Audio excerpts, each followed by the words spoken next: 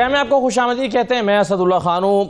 عمران خان کا ایک بیان جس پر تحریک انصاف بھی کامنٹ کر رہی ہے اور حکومت اور جو حکومت کے اتحادی ہیں وہ بھی اس کو بڑی اہمیت دے رہے ہیں. ایک بیان 2 دن پہلے عمران خان کا سامنے آیا تھا اور اس بیان کے مطابق انہوں نے کہا تھا کہ پرامن احتجاج کی جی ایچ کیو کے باہر کال انہوں نے دی تھی. اس پر آج مریم نواز نے باقی لوگوں نے کامنٹ کیا. انہوں نے کہا کہ یہ اعترافی بیان ہے. عمران خان نے فوجی تنصیبات پر حملے کی ذمہ داری قبول کر لی ہے. لیکن آج سلمان راجہ صاحب نے پھر عمران خان سے ملاقات کرنے کے بعد یہ کہا کہ ان کا موقف جو ہے وہ سامنے آیا ہے جس میں وہ یہ کہہ رہے ہیں کہ ان کے بیان کو آؤٹ آف کانٹیکسٹ لیا گیا ہے. انہوں نے یہ بیان نہیں دیا بلکہ کچھ اور کہا ہے. انہوں نے جو ہے وہ اس کو ڈیفرنٹ کانٹیکسٹ میں کہا تھا. یہ کیا بات ہوئی ہے اس پہ بات کرتے ہیں. لیکن بہرحال اس وقت حکومت اور ان کی اتحادی جماعت پیپلز پارٹی اس بات پر کنونسڈ ہیں. وہ سمجھتے ہیں کہ عمران خان کا یہ بیان دراصل اعترافی بیان ہے اور اس اعترافی بیان کی بنیاد پر ان پر مزید مقدمات ہو سکتے ہیں اور ان پر مزید سختیاں ہو سکتی ہیں. ایک تو یہ چیز ہے. دوسرا، پاکستان پیپلز پارٹی نے نظر ثانی اپیل دائر کر دی ہے اور وہ سپریم کورٹ کے پاس گئے ہیں درخواست لے کر کہ سنی اتحاد کونسل میں سے کسی نے الیکشن چونکہ لڑا ہی نہیں ہے تو ان کو یہ نشستیں نہیں دی جا سکتی، اور تحریک انصاف چونکہ اس کیس میں فریق نہیں تھی، انہوں نے مانگی نہیں ہے تو ان کو بھی نہیں دی جا سکتی. نظر ثانی کی درخواست جو ہے وہ پیپلز پارٹی کی طرف سے آ گئی ہے. تحریک انصاف نے آج ایک بھوک ہڑتالی کیمپ لگا دیا ہے اور وہ کہہ رہے ہیں کہ جب تک عمران خان کو رہا نہیں کیا جاتا پارلیمنٹ ہاؤس کے بعد یہ بھوک ہڑتالی کیمپ جاری رہے گا.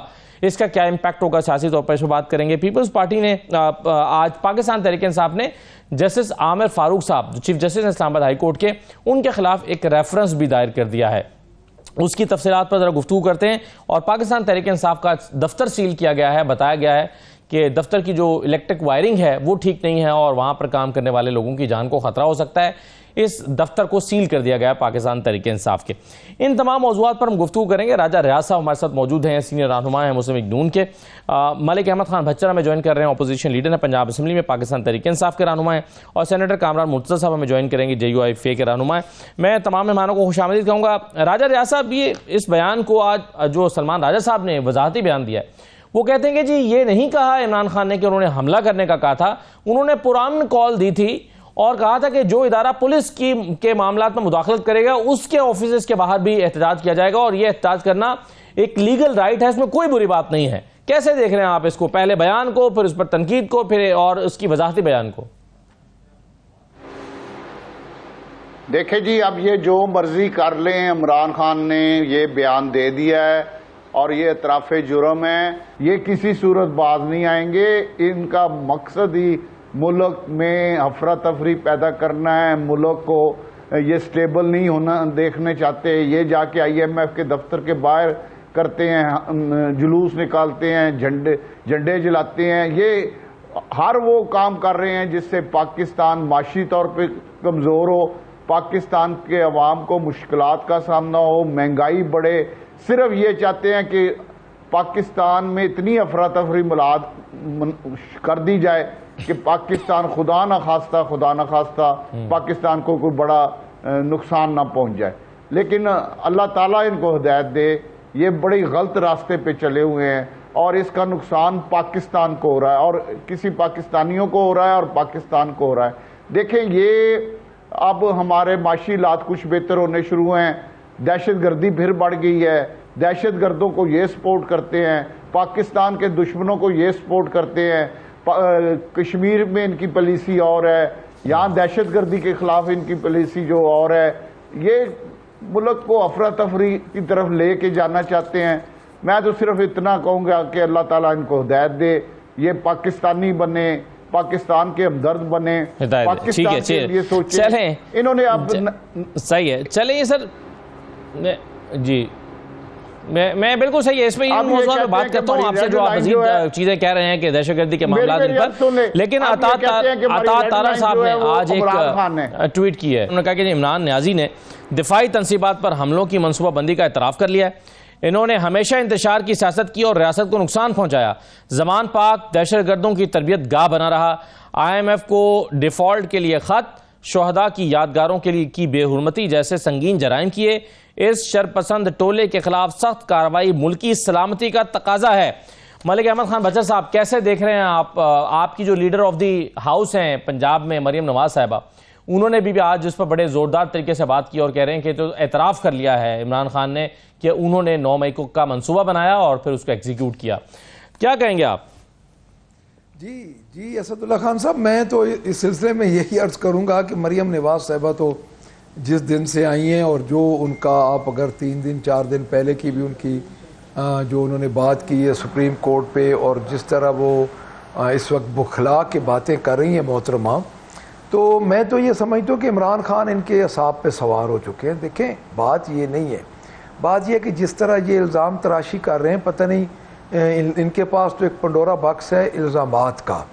ایک سیدھی سی بات ہے اسد اللہ خان صاحب کہ کیوں نہیں جوڈیشل کمیشن یہ بنا لیتے، وہیں پہ یہ چیزوں کو کنسیڈر کریں. وہاں پہ ہم دیکھیں ایک واقعہ ہوتا ہے 9 مئی کا جو کہ ہم بھی سمجھتے ہیں کہ وہ ایک متنازع ترین واقعہ ہے، ہم اس حق میں نہیں ہے کہ وہ واقعہ ہونا چاہیے. اب ایک بندہ کہتا ہے کہ ہم پرامن احتجاج ہم نے کہا، تو پرامن احتجاج کا کیا مطلب ہے کہ آپ وہاں پہ پاکستان تحریک انصاف نے 9 مئی سے پہلے کتنے جلسے کیے، کتنے احتجاج کیے، مجھے بتائیں کوئی ایک گملہ بھی ٹوٹا؟ دیکھیں بات یہ ہے رویوں کی. یہ سمجھتے ہیں کہ پاکستان تحریک انصاف کو کرش کر دیا جاتا، اور انہوں نے 4 بیسز پہ عمران خان کو اندر کیا. وہ چاروں بیسز جو ہیں وہ 3 ان کی ختم ہو چکی ہیں، ایک ختم ہونے والی ہے. سب سے پہلی بیس یہ تھی خان صاحب کہ یہ کہتے تھے کہ عمران خان 10 دن بھی نہیں گزارے گا جیل میں، وہ ان کی ختم ہو گئی. اس کے بعد یہ کہتے تھے کہ عمران خان سے عرب ممالک ناراض ہیں، وہاں سے ہمیں ڈالرز پہ ڈالرز، ریال پہ ریال ملیں گے، وہ بات ختم ہو گئی. پھر انہوں نے کہا عمران خان سے چین ناراض ہے، جب ہم عمران خان کو ہٹائیں گے تو چین بڑے ہمارے ساتھ پتہ نہیں کیا سے کیا کر دے گا، وہ چیز ختم ہو گئی. اب چوتھی بات انہوں نے کہا کہ عمران خان جب اندر ہوگا تو عمران خان کی پارٹی ختم ہو جائے گی اور عوام باہر نہیں نکلے گی. پارٹی ختم نہیں ہوئی اور عوام باہر نکلنے والی ہے. ایک دفعہ عوام باہر 8 فروری کو نکلی، اور سر باہر نکلنا تو کوئی بری بات نہیں ہے، لیکن آپ دیکھیں نا آج سلمان راجہ صاحب نے جو یہ کہا، انہوں نے کہا کہ جی ہم پھر دوبارہ احتجاج کر سکتے ہیں. تو یہ آپ کس طرف حالات کو لے جانا چاہتے ہیں؟ آپ پہلے بھی یعنی عمران خان صاحب نے یہ تو کہا ہے نا کہ ہاں ہم نے پرامن احتجاج، چلے پرامن صحیح، لیکن جگہ کا انتخاب بھی تو معنی رکھتا ہے، یہ بھی تو امپورٹنٹ ہوتا ہے. تو کیوں آپ سینسٹیو ایریاز میں سینسٹیو جگہوں پر احتجاج کی کال دینا چاہتے ہیں، اور کیوں آپ حالات کو خراب کرنے کی طرف جو ہے وہ اس کے امکانات تو ہیں نا؟ بہرحال بات اصل میں یہ ہے، آپ بات کی میں تھوڑا سا آپ کو اس کی روح پہ عرض کرنا چاہتا ہوں کہ اصل میں یہ ہے کہ الزامات در الزامات لگنے سے معاملے کا حل نہیں ہے. اگر ان کے پاس اختیار ہے، اگر ان کو ایبسولوٹ میجورٹی چلے جس طریقے کے ساتھ بھی مل گئی، ہم کہتے ہیں کہ یہ جعلی مینڈیٹ کے ساتھ آئے ہیں، یہ کہتے ہیں کہ نہیں ہم صحیح مینڈیٹ کے ساتھ ہیں، چلے آ گئے مسلط ہو گئے. بات یہ ہے جی کہ اس کو کہیں پہ تو انہوں نے روکنا ہے. کیا عمران خان پہ مقدمے بنانے سے یہ بات ختم ہو جائے گی؟ کیا وہ جماعت جو 2 کروڑ 60 لاکھ ووٹ جس نے لیے ہیں فارم 45 کے تحت، اس کو آپ بین کر سکتے ہیں؟ یا جو جماعت بھی ہے، ایک پاکستان تحریک انصاف کی بات نہیں کر رہا میں، جتنی بڑی جماعتیں ہیں جن میں پاکستان پیپلز پارٹی ہے، مسلم لیگ نون ہے، ایون جمعیت علماء اسلام ہے، جو جماعتیں بھی ہیں، کیا ان کے سربراہان پہ آرٹیکل 6 لگنے سے وہ غدار ہو جائیں گے؟ ایسا کبھی نہیں ہوتا. جماعتیں ایک علاقائی جماعت کو آپ بین نہیں کر سکتے. میرا عرض کرنے کا مقصد یہ ہے کہ جو پنڈورا باکس کھول رہے ہیں، ایک بیان کو لے کے 10 دن اسی بیان پہ رگڑا جاتا ہے، اسی بیان کی بیسس پہ سارا کام کیا جاتا ہے. سر بیان تو یہی ہے کہ پرامن احتجاج، اب پرامن احتجاج تو لیکن لیڈر تو بچہ صاحب دور اندیش ہوتا ہے نا، اسے پتا ہے کہ جب میں لوگوں میں غصہ ہوگا اور ان کو اس غصے کے عالم میں ایک خاص جگہ پر بلایا جائے گا تو وہ حملہ آور ہو سکتے ہیں، وہ امن و امان خراب ہو سکتا ہے. یہ دور اندیشی کیا موجود نہیں تھی؟ اس پہ سوچا نہیں گیا کہ ایسا بھی ہو سکتا ہے؟ سر بات یہ ہے، میری بات سنیں، جتنے بھی ہمارے احتجاج ہوئے ہیں، ہمارے پرامن احتجاج ہوئے ہیں، ہم کیوں کہتے ہیں کہ جوڈیشل کمیشن بنایا جائے؟ ہم اسی لیے کہتے ہیں کہ ڈٹرمن ہو جائے گا کہ ہمارا قصور ہے یا کسی اور کا قصور ہے. پنجاب میں آپ جو دیکھ لیں، पंजाब में उस वक्त आपके आईजी मौजूद थे। अब एक हड़ताली कैंप लगाया गया है राजा रियाज साहब, भूख हड़ताली कैंप लगा दिया गया है पार्लियामेंट हाउस के सामने और कहा गया कि जब तक उनके मुतालबात माने नहीं जाते ये भूख हड़ताली कैंप लगा रहेगा। पंजाब में खुद मलिक अहमद खान भच्चर साहब ने पिछले दिनों दरख्वास्त दी थी कि हमें भी यहाँ पर कैंप लगाने की इजाज़त दी जाए। अब वहाँ तो शायद अभी नहीं लगा लेकिन यहाँ लग गया है। तो अब राजा रियाज साहब ये चीज़ें जो सियासत में, तो फिर इससे टेम्परेचर और बढ़ेगा, ये किस तरफ जाएंगे मामला? जी भाई, मैं पहले तो ये अर्ज करूँगा कि जब से इमरान खान अंदर हुए हैं, इन जो मर्जी हुआ इन्होंने दावे बड़े किए हैं, इनसे एक पूरे पाकिस्तान में जुलूस नहीं निकल सका। हमने बेनज़ीर भुट्टो के कहने पे गिरफ्तारियां दी, हर रोज़ जुलूस निकलते थे। जुल्फ़िकार अली भुट्टो शहीद हुए तो पूरा पाकिस्तान बंद हो गया था। इनसे एक दिन किसी महल्ले की गली भी बंद नहीं हो सकी। ये बस नारे मारते रहते हैं। ये सारे जो मौजूदा क़यादत है PTI की, ये कब्ज़ा ग्रुप हैं। ये वकीलों ने आके कब्ज़ा कर लिया और वकला हज़रात जो हैं वो कोई इनकी, आज कल इनके दफ्तर पे हमला हुआ है, ये कहते हैं हमारे दफ्तर पे हमला हो गया, बड़ा गलत हो गया। आज ये इस्लामाबाद में 200-400 बंदे का जुलूस निकालते, कोई गिरफ्तारियां देते, कोई पता चलता है कि ये जिंदा है। लोग तो इनकी कॉल पे बाहर निकलने के लिए तैयार नहीं, लोग तो इनके साथ किसी जगह खड़े होने के, बल्कि इनकी लीडरशिप खड़ा। आप ऐसा भी कह रहे हैं कि बावजूद इसके कि इनको ये आप ये कह रहे हैं कि अगर इनको इजाजत नहीं भी मिलती, इनको इंतजामिया इजाजत नहीं भी दे रही है, फिर भी एहतजाज करें गैर कानूनी तरीके से, आप ये कह रहे हैं? नहीं, एहतजाज देखें, इंतजामिया कब, जब जुल्फ़िकार अली भुट्टो शहीद हुआ है तो उस वक्त इंतजामिया ने इजाजत दी थी, लोग निकले बाहर। जब मोहतरमा बेनज़ीर भुट्टो शहीद हुई, लोग, इंतजामिया ने इजाजत दी थी, लोग निकले, पूरा पाकिस्तान बंद हुआ। इनसे तो किसी महल्ले की गली नहीं बंद होती। इनके लीडर बड़े बड़े, जो इनका चेयरमैन है मौजूदा, उसे कहें कल असेंबली के से लेके सुप्रीम कोर्ट तक या इलेक्शन कमीशन तक 10-15 हज़ार बंदा लेके मार्च कर दें। ये खुद नहीं, इन्हें गर्मी इतनी लगती है, ये बाहर निकल ही नहीं सकते। इन्होंने इमरान खान को अंदर किया हुआ है। आप ये मौजे कर रहे हैं, मस्तियाँ कर रहे हैं, कोई किसी ने कोई ओहदा लिया हुआ है, कोई ओहदा लिया, ये सिर्फ और सिर्फ इनका मकसद इंतशार है बयानात के ज़रिए। ये अमली तौर पे इस पोजीशन में नहीं कि कुछ कर सकें, ये सिर्फ बयानात दे के पाकिस्तान में इंतशार पैदा करना चाहते हैं। अब तो इन्होंने खुद मान लिया 10। चले आपकी इस बात का मैं जवाब जरा ले लूं भच्चर साहब से, फिर कामरान मुर्तज़ा साहब ने भी मुझे ज्वाइन कर लिया है। लेकिन ये जो आपका नुक्ता ना, ये हुकूमत के, ये अपोजिशन के यानी तहरीक इंसाफ के जो इत्तेहादी हैं, जो तहरीक तहफ़्फ़ुज़ आइन के लोग हैं, वो भी ये कह रहे हैं भच्चर साहब कि आपको अगर इजाज़त नहीं मिलती फिर भी आपको एहतजाज तो करना चाहिए, और सियासी जमातें ये करती हैं। खुद मुस्लिम लीग नून ने कई मरतबा ऐसे एहतजाज किए हैं जिसमें पीपल्स पार्टी की हुकूमत में उनको इजाज़त नहीं मिल रही थी, लेकिन उन्होंने तहरीक चलाई और जजेस की बहाली के लिए लॉन्ग मार्चेस किए, बगैर इजाज़त के किए। तो क्या तहरीक इंसाफ थक गई है, कैपेसिटी नहीं है, स्ट्रेटजी का हिस्सा है, क्यों एहतजाज नहीं कर पा रहे आप लोग? ये राजा रियाज साहब का सवाल है।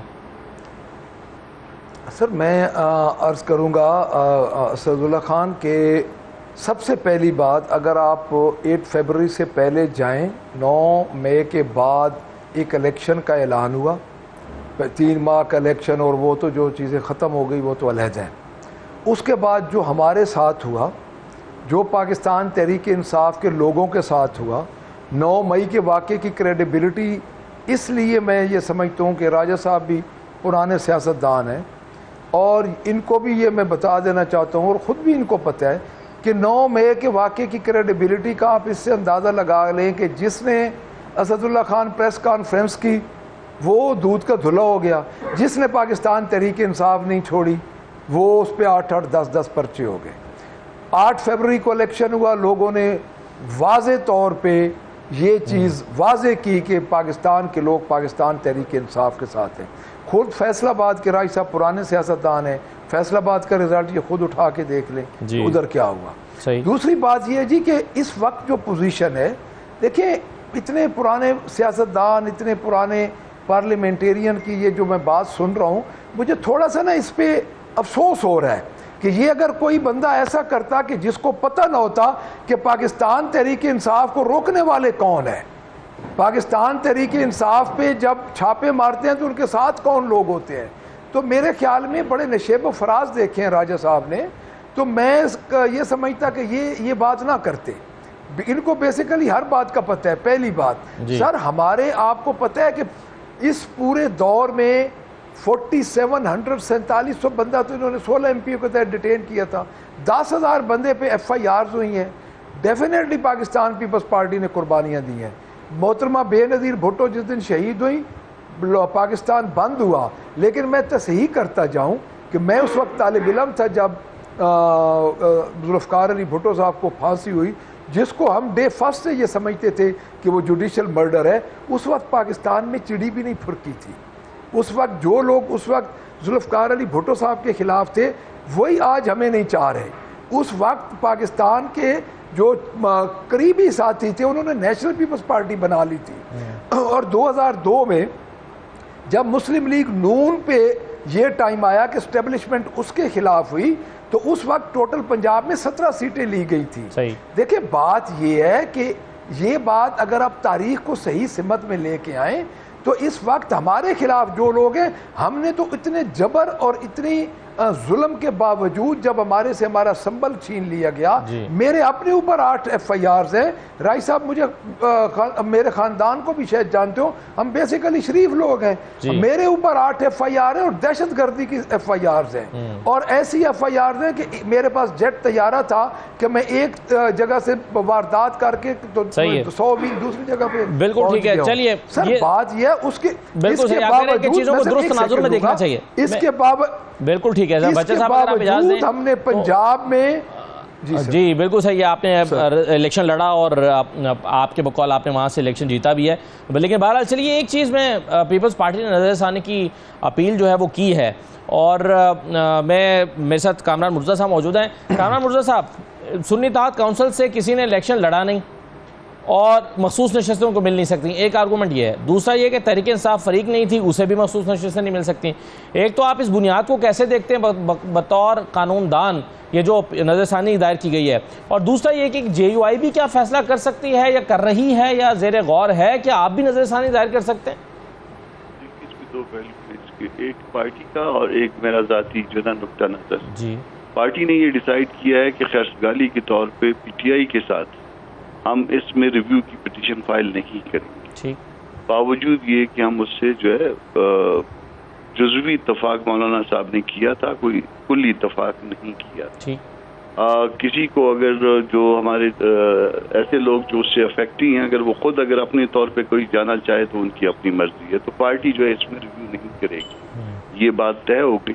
فیصلے میں جو ہے مجھے کئی نقش نظر آتے ہیں ذاتی طور پہ, میں یہ آپ کو اس میں ایک نقش یہ ہے کہ وہ جو شریک سفر نہ تھے ان کو منزل مل گئی, اور دوسری بات یہ کہ قانون کو جو ہے وہ آپ تبدیل نہیں کر سکتے, یہ آپ کا حق نہیں ہے. قانون سے وہ تبدیلی کا مطلب یہ ہے کہ یہ 3 دن کے اندر جو ہے وہ انڈیپینڈنٹس نے جوائن کرنا ہوتا ہے کسی پولیٹیکل پارٹی کو, اور یہاں پہ سپریم کورٹ کسی کو اگر 15 دن دے تو یہ پہلے تو قانون کی یہ وائلیشن ہو گئی, پھر وہ from the debt of notification ہوتی ہے وہ وائلیشن ہو گئی. تو اس میں جو ہے نا مجھے جو ہے اس فیصلے سے بہت سے تحفظات ہیں ذاتی طور پہ, مگر ایز اے پارٹی جو ہے نا ہم نے ڈیسائیڈ کیا ہے کہ as a party as a J U I Pakistan ہم اس کو ریویو کے لیے نہیں جائیں گے. رائٹ سر, چلیے کامران صاحب ساتھ ہی رہے گا, میں ایک چھوٹا سا بریک لے رہا ہوں, بریک کے بعد واپس آتے ہیں. تو ذرا 2-3 چیزوں پہ میں اور بات کرنا چاہتا ہوں. ایک تو عامر فاروق صاحب کے خلاف بھی ریفرنس آ گیا ہے, پی ٹی آئی نے دائر کر دیا ہے, اس کا کیا ہوگا, کیا ہو سکتا ہے, یہ اس کی بنیاد کیا ہے, اور پی ٹی آئی کا دفتر آج سیل کیا گیا ہے. ایک چھوٹا سا بریک لیتے ہیں, بریک کے بعد واپس آتے ہیں.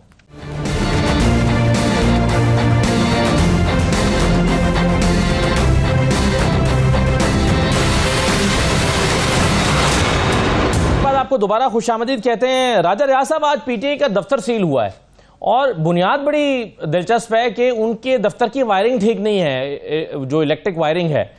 آپ کے خیال میں یہ کیا کنفیوژن کیا ہے یا مخمسہ کیا ہے حکومت کو؟ اگر ایک پارٹی جو دہشت گرد پارٹی ہے اس کو بین کرنے پر غور بھی ہو رہا ہے تو اس کا دفتر یہ کہہ کر کیوں نہیں بند کر دیا جاتا کہ جی اس پارٹی کو سیاسی سرگرمیاں جاری رکھنے کی اجازت نہیں دی جا سکتی؟ یہ بہانے بنانے کی کیا ضرورت ہے کہ جی اس کا وائرنگ ٹھیک نہیں ہے, اس کا دفتر کا کچھ حصہ جو ہے وہ سی ڈی اے کے لاز کے مطابق نہیں ہے, پہلے بھی کاروائی ہوئی پھر بھی یہ حکومت پھنسی کہاں ہوئی ہے؟ جی آپ درست کہہ رہے ہیں, یہ طریقہ اختیار نہیں کرنا چاہیے. सीधा सीधा कहें कि इनका जो मीडिया ग्रुप है वो पाकिस्तान के खिलाफ काम कर रहा है, इसलिए हमने इनको नहीं चलने दिया। पता नहीं ये क्यों इस तरह इंतजामिया वाले इस तरह के तरीके करते हैं जिस पर शर्मिंदगी होती है। ये ऐसा इनका मीडिया ग्रुप इस वक्त आग लगा रहा है पाकिस्तान के अंदर और पाकिस्तान के बाहर। अभी जो जर्मनी में पाकिस्तान का झंडा जलाने की कोशिश हुई है उसमें भी ये पीटीआई वाले शामिल हैं। तो इनको क्यों पता नहीं इनको नरमी क्यों करते हैं और इस तरह के तरीके से हमारा मजाक बनाया जाता है। नहीं करना चाहिए, मैं बिल्कुल इसके खिलाफ हूँ। सीधा सीधा जिनका जो जुर्म है वो बता के इनको बंद करना चाहिए। अब सर देखिए ना, राजा साहब एक कोऑर्डिनेटर हैं इंटरनेशनल मीडिया के, सर एक राजा साहब एक इंटरनेशनल मीडिया कोऑर्डिनेटर है अहमद जंजुआ। अब जाहिर है वो इंटरनेशनल मीडिया को डील करते हैं तो उन पर ये इल्ज़ाम तो लगाया जा सकता है कि वो पाकिस्तान रियासत मुखालिफ बयानियां बनाने के लिए इंटरनेशनल मीडिया को इस्तेमाल कर रहे हैं। बात समझ में आती है, कोई एफआईए का केस बन सकता है, लेकिन इन सदाद दहशतगर्दी की अदालत में उनको ये कहकर पेश किया गया है कि इनके पास से गोला बारूद बरामद हुआ है। तो सर अब मुझे बताएं ना कि ये तो दहशतगर्दी का मजाक नहीं बन के रह जाएगा, जबकि दहशतगर्दी पाकिस्तान में एक संजीदा मसला है। बिल्कुल मजाक बनेगा और ये नहीं होना चाहिए। मैं समझता हूँ कि ये गलत हो रहा है। मेरे लिए काबिल एहतराम है, उन्होंने 2-3 दफ़ा बात की है। बच्चर साहब मेरे छोटे भाई हैं, बड़े शरीफ आदमी हैं, ख़ानदानी आदमी हैं, लेकिन इनसे मैं सिर्फ एक सवाल पूछना चाहता हूँ, इनके अर्ज करना चाहता हूँ कि जुल्फ़िकार अली भुट्टो को ज़िया उल हक़ ने फांसी दी थी और लोगों ने अपने आप को आगे लगाई थी मिट्टी का तेल लगा के। हजारों लोगों को कोड़े लगे थे, हजारों लोग जेलों में गए थे, जलसे हुए थे। मोहतरमा बेनज़ीर की क़यादत में मैं 6 दफ़ा जेल गया हूँ। मोहतरमा बेनज़ीर की क़यादत में हुकूमत की इजाज़त के बगैर हर शहर में 10, 15, 20, 50 हज़ार लोगों की रैलियाँ निकलती थी। तो मेरे भाई से मैं अर्ज़ ये करना चाहता हूँ कि जो इनकी ये तो बड़े अच्छे आदमी हैं, इनकी सीनियर लीडरशिप इस वक्त इंतहाई बुज़दिली का मुजाहरा कर रही है और वो इस वक्त इस काबिल नहीं है, उनके कहने पे कोई आता नहीं। इनके आपस के अंदर लड़ाइयाँ इतनी हैं, ये किसी को कोई इमरान खान ने ऐसा इनके ज़हनों में बरूद भरा हुआ है कि ये कोई यहाँ तरीक़े इंसाफ में कोई किसी को लीडर नहीं मानता। ये सब कहते हैं हम वर्कर हैं, लीडर सिर्फ इमरान खान है और वो हमारी रेड लाइन है। कामरान मुर्तज़ा साहब, जो रेफरेंस दायर हुआ है जस्टिस आमिर फारूक साहब के खिलाफ पाकिस्तान तहरीक इंसाफ की तरफ से, काफ़ी अरसे से वो अदम एतमाद का इजहार कर रहे थे कि हमारे केसेस आमिर फारूक साहब खुद ना सुने और कुछ मिसालें भी कुछ केसेस में रखते हैं। आप कैसे देख रहे हैं, क्या स्कोप देखते हैं इस रेफरेंस का?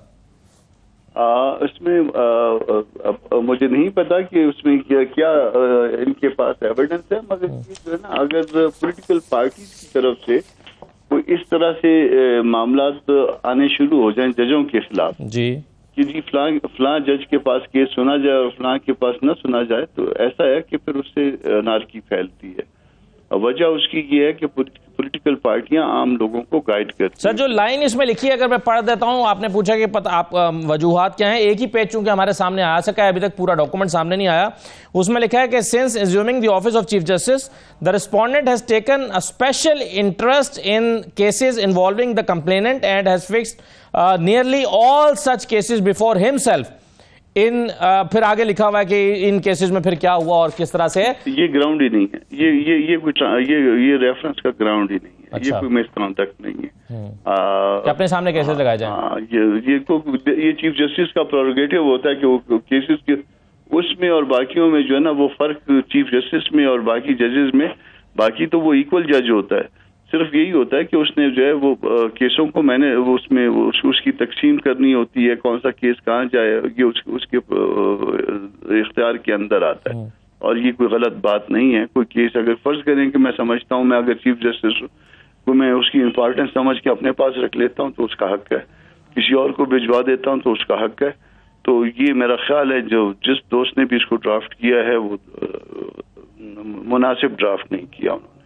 सही है। कामरान साहब, जैसे कि अभी कुछ देर पहले आपसे बात हो रही थी और आपने कहा कि आपको इस फैसले पर ज़ाती तौर पर आप समझते हैं कि कई नकाइस मौजूद हैं। ये बताइए कि रिव्यू के लिए दरखास्तें जा रही हैं, क्या डिटेल्ड जजमेंट आने से पहले रिव्यू फिक्स हो सकता है? उसमें आमतौर पे होता ये है कि रिव्यू फाइल हो सकता है। पहले तो फाइलिंग की बात करिए ना, क्योंकि रिव्यू के लिए टाइम एक लिमिटेशन है, तो आपने विद इन लिमिटेशन जाना होता है। और फिर जब कहीं पे किसी को जो है ना कोई ज्यादा अर्जेंसी होती है, कोई ज्यादा दुश्वारी फील हो रही होती है, تو وہ امیجیٹلی آ جاتا ہے اور اس میں ایک گراؤنڈ یہ لے لیتا ہے کہ جب آپ کی ڈیٹیل ججمنٹ آئے گی تو میں اس کو امینڈ کر سکوں گا. یہ ہماری یہاں پریکٹس ہے. تو وہ فائل ہو سکتا ہے مگر اس میں جب آپ ڈیٹیل آ جائے گی تو اس میں ایڈیشنل گراؤنڈ جو ہے نا وہ لیے. تو سر اس میں کیس کا فکس ہونا، جیسے کمیٹی کے درمیان اس پر ڈیبیٹ ہوئی ہے اور وہ اس کا نتیجہ بھی ہمارے سامنے آ چکا ہے، لیکن اس میں جیسا کہ چیف جسٹس نے اپنی رائے دی کہ اس کو فوراً فکس کرنا چاہیے، تو کیا جب تک ڈیٹیل ججمنٹ نہ آئے تو اس کو ریویو کو فکس کیا جا سکتا ہے بینچ کے سامنے؟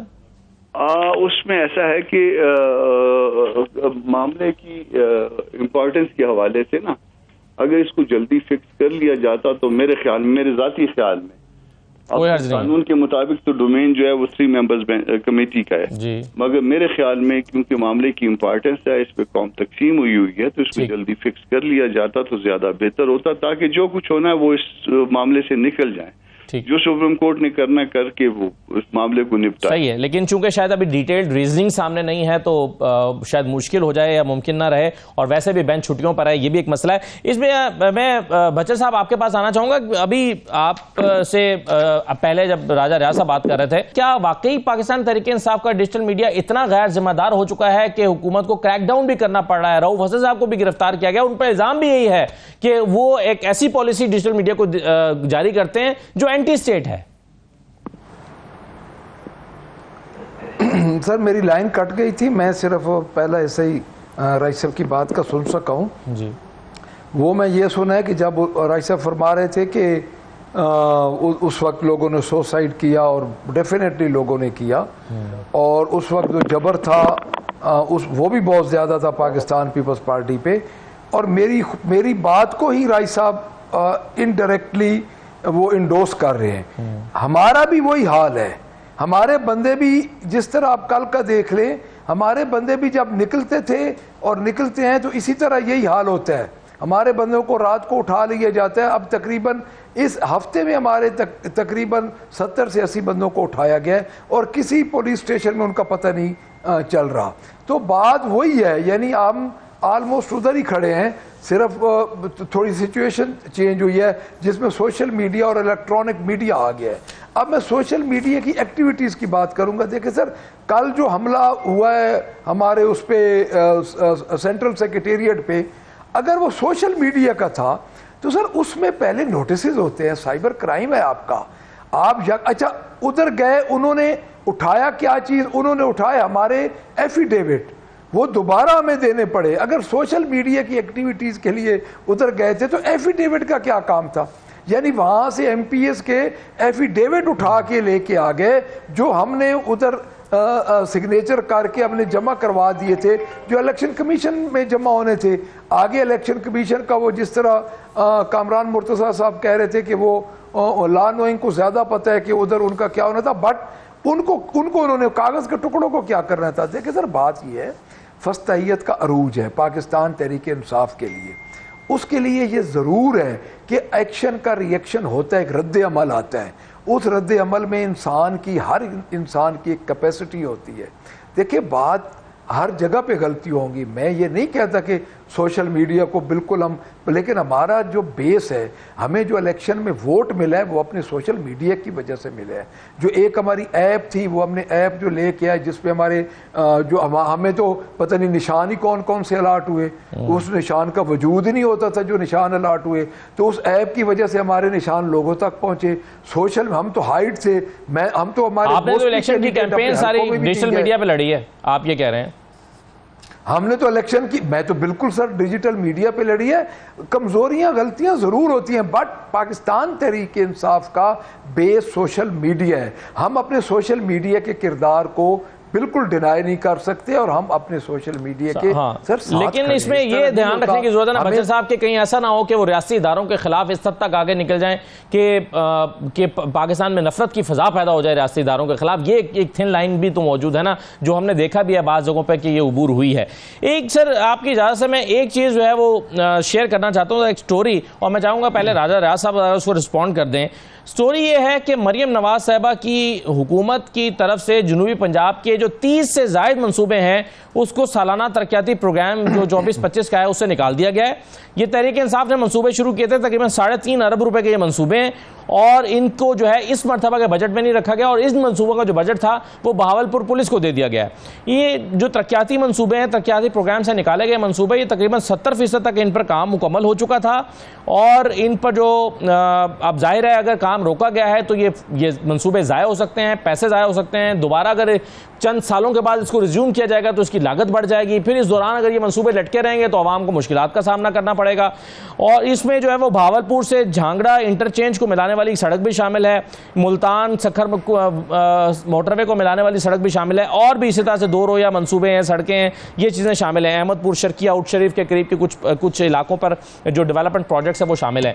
صرف یہ کہ 70% کام تحریک انصاف کی چونکہ حکومت میں مکمل ہوا تھا, اب یہ منصوبے بند کر دیے گئے ہیں. راجہ ریاض صاحب, یہ مجھے یاد پڑتا ہے جب 2008 میں پنجاب میں حکومت آئی تھی نون لیگ کی, آپ کی وفاق میں حکومت تھی, آپ اس وقت اپوزیشن لیڈر تھے, پرویز الہی صاحب کے جو منصوبے پنجاب میں تھے وہ سارے شہباز شریف نے آ کے روک دیے تھے. وزیر آباد کا منصوبہ ہو, ہارٹ کے ہسپتال کا ہو, یا چائلڈ ہاسپٹل کا منصوبہ ہو, اس پر کافی اعتراض آپ کی طرف سے بھی کیا گیا تھا. تو یہ بتائیے کہ یہ درست اقدام ہے کیا؟ جی بھائی, یہ اصل میں مجھے اصل کا نہیں پتا, کیونکہ میرا پنجاب حکومت میں اس وقت اتنا رابطہ نہیں ہے. لیکن آپ کے سوال کے حوالے سے تھوڑا سا میرے علم میں جو ہے, کچھ منصوبے بزدار صاحب نے جو اتنے ضروری نہیں تھے, صرف کمیشن لینے کے لیے گوگی اور بزدار نے خام خواہ جنوبی پنجاب میں شروع کیے تھے. اگر تو وہ منصوبے ہیں ان کی تو ضرورت نہیں, لیکن جو ضرورت والے منصوبے ہیں میں محترمہ مریم نواز صاحب سے گزارش کروں گا جو وہاں کے لوگوں کی ویلفیئر کے لیے ہیں, ان کی مشکلات کو کم ہونے کے لیے ہیں, اور ابھی آپ کے ذریعے بھی کر رہا ہوں, ویسے بھی انہیں ریکویسٹ کروں گا کہ کوئی منصوبہ جو عوام کی مشکلات دور کرنے کے لیے, عوام کی بہتری کے لیے ہے, چاہے وہ کسی سیاسی جماعت نے شروع کیا, اس کو ہمیں جاری رکھنا چاہیے تاکہ عوام میں یہ تاثر نہ جائے. جب بھی ہم گئی حکومت کا کوئی منصوبہ کوئی حکومت ختم کرتی ہے تو میں سمجھتا ہوں کہ وہ اس حکومت کے ساتھ, گئی حکومت کے ساتھ زیادتی نہیں, اس علاقے کے عوام کے ساتھ زیادتی ہوتی ہے.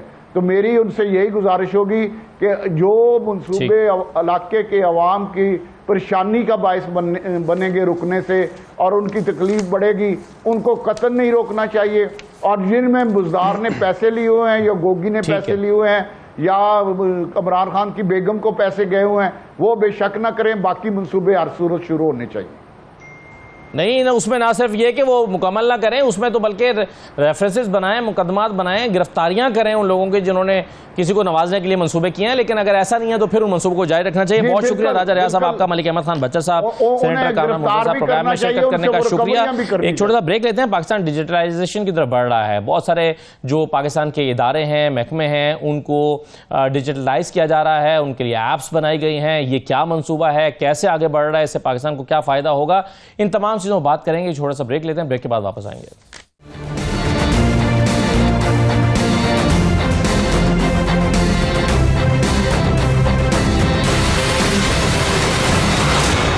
دوبارہ خوش آمدید کہتے ہیں. ابھی کچھ دیر پہلے ڈیجیٹل میڈیا کی خرابیوں کی بات ہو رہی تھی. کل ہم نے ڈیجیٹل ٹیررزم کا لفظ بھی استعمال ہوتے ہوئے سنا ہے. D G I S P R نے اپنے پریس کانفرنس میں اس کا ذکر کیا. ڈیجیٹل میڈیا سے بہت شکایات بھی رہتی ہیں, لیکن دوسری طرف جو ڈیجیٹل ایپس ہیں یا ڈیجیٹلائزیشن ہے پاکستان کے لیے بھی بڑی امپورٹنٹ ہے, اور مثبت انداز میں بھی بہت زیادہ استعمال کی جا سکتی ہیں اور ہو رہی ہیں. ہمارے ساتھ پروگرام میں ڈاکٹر بابر مجید بھٹی صاحب موجود ہیں. آپ کو ڈاکٹر صاحب خوش آمدید کہتے ہیں. آپ سی ای او ہیں نیشنل انفارمیشن ٹیکنالوجی بورڈ کے. ڈاکٹر صاحب, سب سے پہلے تو یہ بتا دیجئے کہ آپ کا ادارہ کیا کام کر رہا ہے, کتنے محکموں کے لیے یا وزارتوں کے لیے آپ ایپس بنا چکے ہیں یا ان کے لیے ان کو ڈیجیٹلائز کر چکے ہیں, اور کتنے پروسیس میں ہیں؟ جی بالکل, thank you Asad, first of all thank you for inviting me.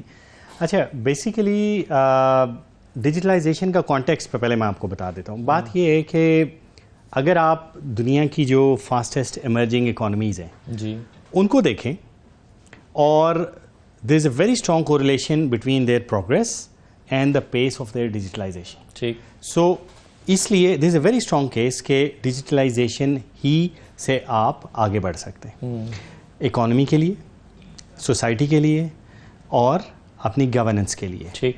سو یہی مینڈیٹ ہے نیشنل انفارمیشن ٹیکنالوجی بورڈ کا نیشن وائڈ. تو بیسیکلی جہاں تک آپ کے کویشچن کا آنسر ہے کہ جب ہم ڈیجیٹلائز کر رہے ہیں تو آج ہمارا فٹ پرنٹ ہر منسٹری میں، ہر فیڈرل منسٹری میں ایگزسٹ کرتا ہے. اچھا، تو it's not only about apps. ویسے تو ایپس یس ڈھیروں ایپس ہیں جو بنی ہوئی ہیں، تو وہ تو ایک پورٹ فولیو ہے، لیکن بیسیکلی اصل چیز جو ہے وہ ہے ایک اسٹریٹجک روڈ میپ جس پہ کنٹری کو لے کے جانا ہے.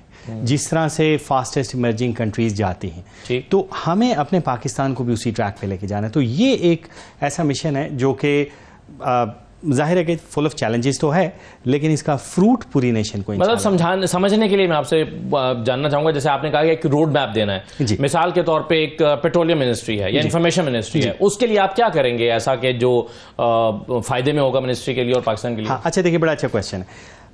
اگین جس طرح سے میں نے بتایا، اس کو ہم 3 حصوں میں سمجھتے ہیں. پہلی چیز یہ ہے کہ ڈیجیٹلائزیشن کا ایک عام آدمی کو کیا فائدہ. تو یہ بڑا اچھا کویشچن ہے. اس کو ہم کہتے ہیں ڈیجیٹل سوسائٹی. اس کا مطلب یہ ہے کہ جو سروسز ہم ڈیجیٹلائز کر رہے ہیں، فار ایگزامپل آپ نے بجلی کا بل دینا ہے، اب گرمی ہے آج کل، آپ کو لائن میں نہ لگنا پڑے، گھر بیٹھ کے موبائل میں. بالکل ٹھیک ہے، لیکن یہ ایک چھوٹی سی موبائل ایپ کر سکتی ہے. واٹ ایف کہ آپ کا بجلی کے بل میں کچھ غلطی ہے اور آپ کو اس کو ٹھیک کرانا ہے، تو آپ کو دفتر تو جانا پڑتا ہے. لیکن اگر آپ کی ساری سروسز پراپرلی ڈیجیٹلائزڈ ہیں تو ایز اے سٹیزن آپ کو وہ ساری، آپ کو کوئی کمپلین کرنی ہے، آپ کو کچھ انفارمیشن لینی ہے، وہ ساری آپ کو گھر بیٹھے ملتی ہے. تو سٹیزن کی سروسز آسان ہو جائے. اچھا، مطلب آپ کو وہاں پر جا کے کسی کو کمیشن نہیں دینی پڑے گی، کسی کا پاؤں نہیں پکڑنے پڑے گے، سفارش نہیں کرانی پڑے گی. ایگزیکٹلی. تو یہ انٹر ہوتے ہیں ہم دوسرے باکس میں، اور اس کا مطلب ہے ڈیجیٹل گورننس. یعنی کہ جب ڈیجیٹل گورننس ہوگی تو آپ کو گورنمنٹ سے کانٹیکٹ کرنے کے لیے نہ آپ کو کچھ، یعنی کہ ٹرانسپیرنسی ہے، ایفیشینسی ہے، نہ لمبی لائنوں میں لگنا ہے. تو یہ ڈیجیٹل گورننس اس کا سیکنڈ پارٹ. ٹھیک. اس کا تھرڈ پارٹ ہے ڈیجیٹل اکانومی. اچھا، یہ وہ کی ہے جس سے اکانومیز اوپر جاتی ہیں. اس کا مطلب یہ ہے کہ آپ کی اکانومی میں اس وقت کیش، اور جب ہم کیش لیس اکانومی کی بات کرتے ہیں، یعنی کہ ڈیجیٹل آپ کی ڈیجیٹل ٹرانزیکشنز ہوں گی، تو اس کا مطلب کہ ہر چیز آپ کا سسٹم میں ہوگا. Transparency for taxes, transparency for people, transparency and efficient transactions. So یہ 3 چیزیں مل کے ایک سمپل ڈیفینیشن بنتی ہے ڈیجیٹلائزیشن. صحیح ہے. اب جیسے ہم دیکھتے ہیں کہ بہت ساری چیزوں میں ہم آن لائن اپلائی کر سکتے ہیں، مثلا کوئی برتھ سرٹیفکیٹ لینا ہے آپ کو، تو آپ یعنی مختلف اداروں کے لیے جو آپ سروسز دے رہے ہیں یا ایک پورا روڈ میپ دے رہے ہیں، تو آپ کہہ رہے ہیں کہ ہر ادارہ ڈیجیٹل طریقے سے آن لائن اپنا کام کر سکے گا. جی انشاءاللہ. اچھا، یہ اگین ویسے کتنی منسٹریز ہیں پاکستان میں جو فلی اب ایکوپڈ ہیں یا مکمل طور پر شفٹ ہو چکی ہیں؟ ہاں، یہی اب اس کویشچن کا آنسر دینا بڑا امپورٹنٹ ہے. اس کی وجہ ہے کہ یہ اٹس ایزی ٹو سے، لیکن یہ ایک لمبا جرنی ہے. یہ اتنا ایزی نہیں ہوتا. ظاہر ہے کہ ہمیں ایک فیزڈ وائزڈ اپروچ چاہیے. پیپر لیس ہوتا ہے، پیپر لیس پہلا اسٹیپ ہے، پیپر لیس ہونا. اچھا، پیپر لیس ہونے کے لیے اگین پہلا اسٹیپ ہے کہ ہم ایک سولوشن بنا لیں. وہ سولوشن بن چکا ہے. دوسرا، اس سولوشن کو ڈپلوائے کر دیا جائے. وہ سولوشن اب ڈپلوائے بھی ہو چکا ہے. ہماری 40 منسٹریز ہیں فیڈرل گورنمنٹ میں، اور تقریباً آل منسٹریز کے اندر وہ ڈپلوائے ہو چکا ہے. اب اگلے جو چیلنجز ہیں وہ ہیں ان کو اڈاپٹ کرنا، کیونکہ اس کو اڈاپٹ کرنے کے لیے ہمیں گورنمنٹ سیکٹر کے اندر بھی، پبلک سیکٹر میں بھی، اور وی نیڈ ڈیجیٹل لٹریسی، تاکہ لوگ اس کو، ہر بندہ اس کو یوز بھی کر سکے. تو یہ وہ پروسیس ہے جو کہ سلو ہے. ظاہر ہے کہ اس میں چیلنجز بھی ہیں، اس میں ٹریننگز بھی آتی ہیں. تو یہ چیزیں ان پروگریس. اور یہ سارا انٹریکشن جو ہے بیسیکلی پبلک کے ساتھ ہوتا ہے یا یہ صرف انٹر ڈپارٹمنٹل ہے؟ اچھا دیکھیں، جو فائلز ہوتی ہیں نا، جیسے آپ کے آفس کی فائلز، تو آپ کے آفس کی اپنی فائلز ہیں، گورنمنٹ کی پروسیسنگ اسی میں ہوتی. تو پبلک نے جب انٹریکٹ کرنا ہے تو اس کے ساتھ کیسز بنتے ہیں اور وہ ہوتا ہے، تو وہ انٹرنل کی ہوتا ہے. لیکن ہیونگ یہ ہے ڈیجیٹل گورننس. لیکن ڈیجیٹل سوسائٹی کی میں بات کروں، وہ پبلک سروسز ہیں. تو اس کے لیے وہ ای آفس نہیں ہوتا. اس کے لیے کوئی بھی منسٹری ہے یا ادارہ ہے، جی لیٹ سے، ظاہر ہے ادارے جو ہیں وہ منسٹریز کے انڈر کام کرتے ہیں. جیسے نادرا ہے، وہ ایک منسٹری کے انڈر کام کرتا ہے. بالکل صحیح. اب ایک ایسا ادارہ جس نے پبلک کے ساتھ انٹریکٹ کرنا ہے، جی ظاہر ہے اس کا پھر اسکوپ بہت بڑھ جاتا ہے. ایگزیکٹلی. فار ایگزامپل میں آپ کو مثال دیتا ہوں کہ اسلام آباد میں اسلام آباد سٹی ایپ ہے، ICT سٹی ایپ، جو NIDP کی چل رہی ہے اس وقت. تو اگر آپ نے for example excise and taxation کہ کوئی ٹرانزیکشن کرنی ہے، آپ نے وہ سبمٹ کرنا ہے، یا آپ نے وہیکل ٹرانسفر کرنی ہے، ٹوکن ٹیسٹ جمع کرانا ہے، تو وہ آپ اس ایپ پہ جا کے کر سکتے ہیں. تو یہ وہ سٹیزن سروسز ہیں جو کہ اپنے موبائل فون پہ آپ ڈاؤن لوڈ کریں، اور آپ اپنے اس دفتر میں جا کے وہاں پر ٹوکن ٹیکس جمع کرانے کی ضرورت نہیں ہے. یہ تو اب ہو رہا ہے. ہاں، اب ایز اے کانسیپٹ یہ ٹھیک ہے سمپل ہے امپلیمنٹ ہو گیا, لیکن آف کورس کہ اس میں ایکسلنس اس کو پورا پینیٹریٹ کرنے کے لیے اٹس اے جرنی جس کو میں روڈ میپ کہہ رہا ہوں کہ اس کے اوپر وہ جرنی جب ہمارا انشاءاللہ ایک ایڈوانس سٹیج پہ جائے گا تو آپ دیکھیں گے کہ direct impact on economy, transparency, efficiency یہ خود نظر آئے گا. تو ای گورننس کے لیے بیسیکلی جب ہم ایک اپنا روڈ میپ بناتے ہیں اور ہم ایک ویژن رکھتے ہیں کہ جی گورنمنٹ کو آپ نے اس پہ شفٹ کرنا ہے, جی تو اس میں چیلنجز کیا درپیش ہیں, موٹے موٹے بڑے بڑے چیلنجز؟ اچھا دیکھیں چیلنج سوسائٹی کے اینڈ پہ ہیں, گورنمنٹ کے اینڈ پر ہیں, کہاں ہیں؟ اچھا اس میں چیلنجز یہ دیکھیں جب بھی آپ چینج لاتے ہیں نا تو change is full with challenges. تو جب ہم ایک مینول پیپر بیسڈ ورکنگ سے ڈیجیٹلائزیشن کی طرف جاتے ہیں تو چیلنجز تو آتے ہیں. فائدے آپ آبویسلی ڈیجیٹلائزیشن سے آپ کی کاسٹ بھی کم ہوتی ہے, لیکن ڈیجیٹلائزیشن سے آپ کی نمبر آف ٹرانزیکشنز پروسیسنگ بھی فاسٹ ہوتی ہے. تو اس کا مطلب یہ ہے کہ ہیومن ریسورسز جو ہیں ان کی انٹرونشن بھی کم ہوتی ہے, آٹومیشن ہوتی ہے. تو پھر چیلنجز یہ آتے ہیں کہ جن لوگوں نے ان سسٹمز کو آپریٹ کرنا ہے they need to be equipped with those skills. تو یہ پہلا چیلنج ہے. اچھا دوسرا چیلنج یہ ہے کہ جس طرح سے ادارے کام کرتے ہیں اب یہ ان کا جو پروسیس ہے it evolves over time. Automation کے لیے وہ ڈیزائن نہیں ہوا, ڈیجیٹلائزیشن کے لیے وہ ڈیزائن نہیں ہوا. تو اس کا مطلب ہے جب مجھے ڈیجیٹلائزیشن لانی ہے تو صرف سلوشن لا کے امپلیمنٹ نہیں کر دینا, ان کے پروسیسز کو بھی چینج کرنا. تو یہ وہ چیلنج ہے جو کہ ایزی نہیں ہوگا, اٹس اے لانگ جرنی. لیکن انشاءاللہ جہاں آپ چیلنجز کی بات کر رہے ہیں وہاں پر ہم دیکھتے ہیں کہ پاکستان میں مختلف ریزنز کی وجہ سے انٹرنیٹ ڈسٹرپشنز یا پابندیاں یا بندش جو ہے وہ بعض اوقات وہ سیاسی وجوہات کی بنا پہ بھی رہی ہیں. تو ایسی صورت میں کیا سلوشن ہوتا ہے؟ یعنی آپ ایسا میں تو پاکستان میں اگر فرض کریں ایک دن کے لیے انٹرنیٹ بند ہوگا, کیا جلسہ ہونا ہے یا کوئی بھی ریزن ہے, آپ اس کے سیاسی جواب مت دیجیے گا, سیاسی حصے کا جواب بے شک نہ دیجیے گا, لیکن یہ گراؤنڈ پہ ظاہر ایک چیز تو ہے نا جو چیلنج کے طور پر ہمارے سامنے رہتی ہے. تو پھر اگر آپ ای گورننس پہ چلے جاتے ہیں, آپ ڈیجیٹلائز کر دیتے ہیں, تو اس دن تو سسٹم سارا بیٹھ جائے گا, کام ہی نہیں ہوگا. اچھا یہ بڑا اچھا ایک ٹپیکل کویشچن ہے. بات یہ ہے کہ بالکل ایسا ہی ہے, لیکن جس دن سڑکیں بند ہوتی ہیں, جس دن انٹرنیٹ بند ہوتا ہے, ڈیجیٹلائزیشن نہیں بھی ہے تو دفتر میں تو لوگ اس دن بھی نہیں ہوتے. ہاں اگر انٹرنیٹ چل رہا ہے چاہے سڑکیں بند بھی ہیں اور آپ گھر میں بیٹھ کر وہ کام کر سکتے ہیں. اس کا پہلا بینیفٹ میں آپ کو ایک سمپل ایگزامپل یہ دیتا ہوں. کووڈ کے دنوں میں کیا ہوا؟ کووڈ کے دنوں میں ڈیجیٹلائزیشن واز دا سیویئر. جب دفتر کھل نہیں پاتے تھے, کام کیسے ہوتے تھے؟ ڈیجیٹلائزیشن کی وجہ سے لوگ گھروں میں بیٹھ کے سرکاری دفتر بھی چلتے رہے اور سٹیزن سروسز بھی چلتی رہی. سو دس از ویئر چاہے آپ کی سڑکیں بند ہیں لیکن انٹرنیٹ, یس انٹرنیٹ انفراسٹرکچر چاہیے, بالکل چاہیے, لیکن جب وہ اویلیبل ہے تو آپ بیٹھ کے اپنی جہاں آپ طرف ایک یہ ویژن رکھ رہے ہیں کہ آپ کو ڈیجیٹلائز کرنا ہے پاکستان کو, وہاں پر ہم ظاہر ہے انٹرنیٹ کی بہتر سروسز یعنی 5G کی اگر ہم بات کریں تو اس کے آپ امکانات یا ضرورت کتنی محسوس کرتے ہیں؟ اچھا یہ بھی بہت اچھا سوال ہے. اس کی وجہ یہ ہے کہ جب ہم ڈیجیٹلائزیشن کی بات کرتے ہیں تو کمیونیکیشن انفراسٹرکچر تو موسٹ امپورٹنٹ چیز ہے.